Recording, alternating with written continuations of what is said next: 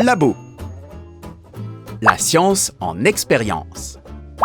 Le soleil, ça donne l'heure.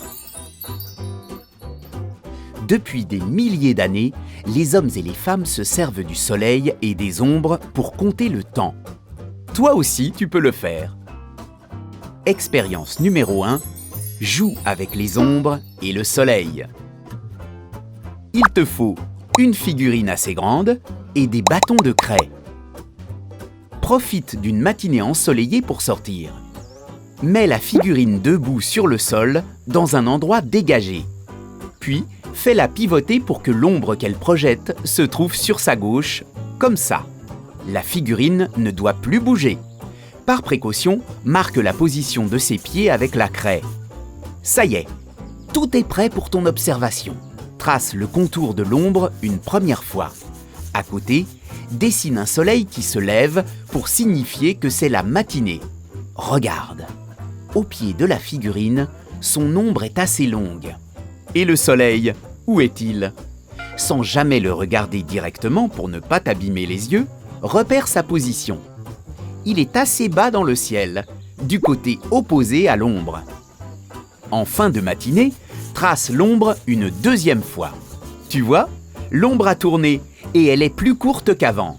Le soleil, lui, est plus haut dans le ciel. À l'heure du déjeuner, trace l'ombre. Comme c'est la mi-journée, dessine un plein soleil. Observe. L'ombre a encore tourné et elle est très courte maintenant. Où est le soleil? Presque au-dessus de la figurine. Ah, c'est pour ça que l'ombre est si petite. Ensuite, relève l'ombre encore 2 fois. D'abord au début de l'après-midi, puis avant le coucher du soleil. À la fin, dessine un soleil qui se couche. Tu vois, l'ombre a continué de tourner et elle s'est à nouveau allongée. Le soleil, lui, est redescendu plus bas dans le ciel, mais de l'autre côté.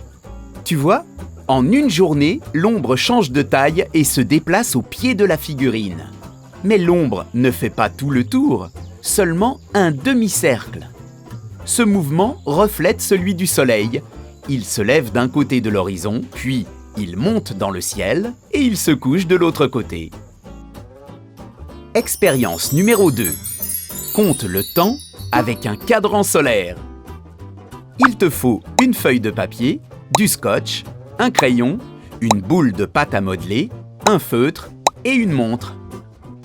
Installe la feuille de papier au soleil, dehors ou à côté d'une fenêtre. Comme la feuille ne doit plus bouger, colle les 4 coins avec du scotch.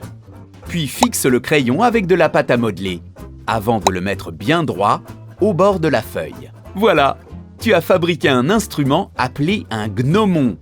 Et pour fabriquer ton cadran solaire, tu dois maintenant tracer l'ombre du gnomon avec le feutre toutes les heures pendant une journée. Pour commencer, trace l'ombre à 10 heures. Après, à 11 heures, puis à 12 heures, à 13 heures, et ainsi de suite jusqu'à 16 heures. N'oublie pas d'écrire l'heure à chaque fois. Tu vois, tôt le matin, l'ombre est très longue, puis elle raccourcit. Quand elle est la plus courte, c'est le milieu de la journée. On parle alors de midi solaire. Et l'après-midi, l'ombre s'allonge à nouveau jusqu'au soir. Et comment ça marche dans la vraie vie? On peut en effet compter le temps grâce au soleil et aux ombres. Mais un cadran solaire n'est pas aussi précis qu'une montre. Et selon le pays où tu habites et la saison, il faudra ajuster le cadran. En France, en Belgique, au Canada, midi solaire correspond à 13 heures en hiver et à 14 heures en été. Ailleurs sur la Terre, ce sera une autre affaire.